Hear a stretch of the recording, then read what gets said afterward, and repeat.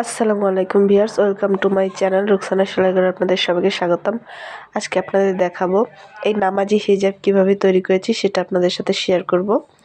যেহেতু রমজান মাস চলে এসেছে, তো হিজাবটা সবার প্রয়োজন, তাই দেরি না করে চলেন শুরু করা যাক। তো এটা নিকাব ছাড়া কিন্তু হিজাব, এটা নিকাব হবে না।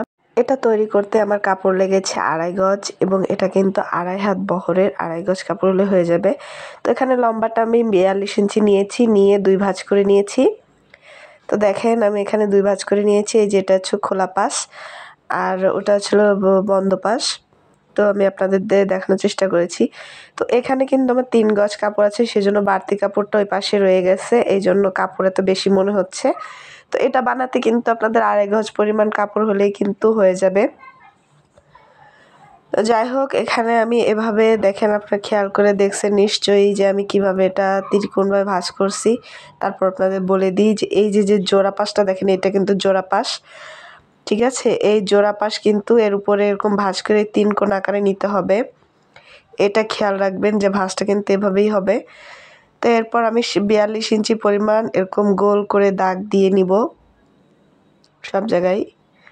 তো দেখেন 42 ইঞ্চি পরিমাণ আমি এভাবে মার্ক করে নিব। এরপর আমি এটা কেটে নিব।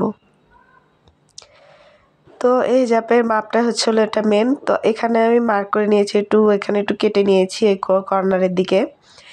এরপর আমি ক্যাপের কাপড়টুকু কাটবো। তো বাকি যে অংশটুকু থাকে সেটুকু দিয়ে আমি ক্যাপের অংশ কাটবো। তো এখানে আমি সব দিকে কিন্তু 10 ইঞ্চি পরিমাণ নিয়েছি, নিয়ে এরকম 4 ভাঁজ করব। 4 ভাঁজ করে যে পাশ জোড়া থাকবে, এই দেখেন এই পাশ কিন্তু জোড়া, তো জোড়া পাশের ওখান থেকে ধরে আমার এখানে 5 ইঞ্চি পরিমাণ আমি গোল করে এভাবে মার্ক করে নিব। তো দেখেন 5 ইঞ্চি পরিমাণ নিব। এখানে মার্ক করা শেষে আমি এখানে কেটে নিব। তো এখানে দেখেন আমার কিন্তু সব পাশে কিন্তু সমান হয়েছে। তো এভাবেই কিন্তু গোল করতে হবে, মানে দাগ দিতে হবে, না হলে কিন্তু ক্যাপটা ভালো দেখার জন্য অনেকে চিপা করে। তো কথা না বাড়ি মেশিনে চলে আসছি, আগে ক্যাপের কাজটা দেখাবো। তো ক্যাপের ওখানে মাঝখানে আমি একটু চিহ্ন করে নিয়ে এরপর আমি এর উপর দিয়ে একটু চাপ সেলাই দিয়ে নিচ্ছি। মানে যে সাইড খোলা সে সাইড কিন্তু আমার একটা চাপ সেলাই দিয়ে নিতে হবে।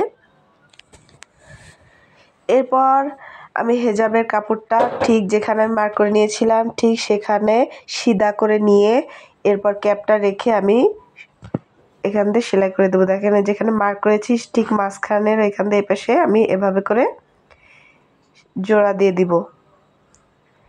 তো অপর সাইডও আমি বাকি অর্ধেকও এভাবে সেলাই করে দেবো। তো এখানে একটা কথা আছে যে আমি হিজাবের কাপড়টা কিন্তু সোজা পাশ রেখেছি, তারপর আমি ক্যাপটা বসিয়েছি। দেখেন এরপর আমার এই কাজটা হলো, এই ক্যাপ দুইটা এভাবে ভাঁজ করে নিয়ে সমান করে নিতে হবে। একদম পুরোটা সমান করে নেবেন আপনারা। নিয়ে এই ক্যাপের মাথা থেকে এখন এখানে আমার হিজাবের মাপটা নিব। তো এখানে ক্যাপের মাথা থেকে ধরে আমি 11 ইঞ্চি পরিমাণ নিব। তো দেখেন এখানে 11 ইঞ্চি পরিমাণ নিয়ে আমি মার্ক করে নিয়েছি এবং 11 ইঞ্চি যেখানে আমি মার্ক করে নিয়েছি সেখান থেকে আমার সোজা সেলাই দিতে হবে। তো এখানে সেলাইয়ের মাথা কিন্তু আমি বারটেক নিয়ে নিয়েছি, না হলে কিন্তু খুলে যাওয়ার সম্ভাবনা আছে। এরপর হিজাবের নিচেই চিকন করে সেলাই হবে, তো সেটা আমি দিব এখন।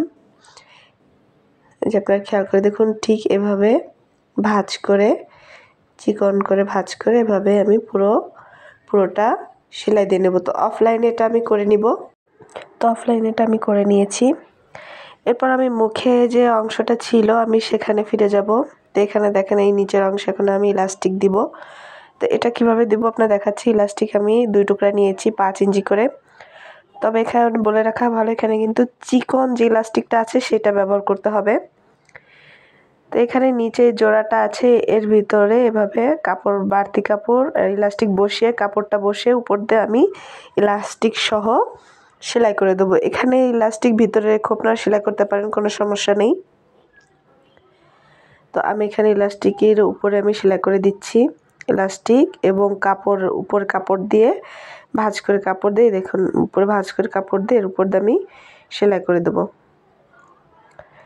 তো এখানে সেলাই করার পর আমার ক্যাপের যে জোড়াটা ছিল, যে কাপড়টা ছিল, আমি সেই জোড়াটাও সেলাই করে দেব, মানে চাপ সেলাই দিয়ে দিব সেই জোড়াটাই। এই যে দেখেন এই যে ক্যাপের যে জোড়াটা আছে সেই জোড়াটা আমি এভাবে বসিয়ে এর উপর দিয়ে চাপ সেলাই করে দেবো। তো এই চাপ সেলাইটা দিলে হয় কি ভালো হয় দেখতে, ফিনিশিংটা ভালো আসে, সেই জন্য দেওয়া। আপনারাও এটা দিয়ে দিবেন, দিলে ভালো দেখা যাবে, ফিনিশিংটা ভালো আসবে। তো এরপর এই ক্যাপের ওইখানে আমি চাপ সেলাই দিয়ে অপর সাইডে চলে আসছি।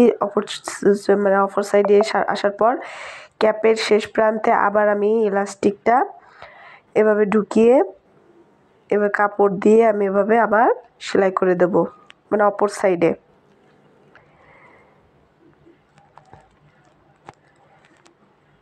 সেলাই শেষে এই দুইটা ইলাস্টিক এক জায়গায় রেখে আমার এরকম বারটেক দিয়ে দিতে হবে যাতে খুলে না যায়।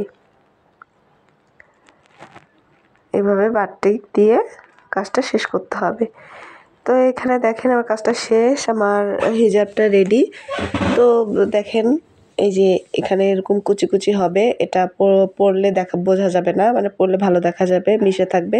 তো কেমন হয়েছে জানাবেন। ভিডিওটি ভালো লাগলে লাইক কমেন্ট শেয়ার করে দেবেন, আর যারা সাবস্ক্রাইব করেনি তারা সাবস্ক্রাইব করে দেবেন। আল্লাহ হাফেজ।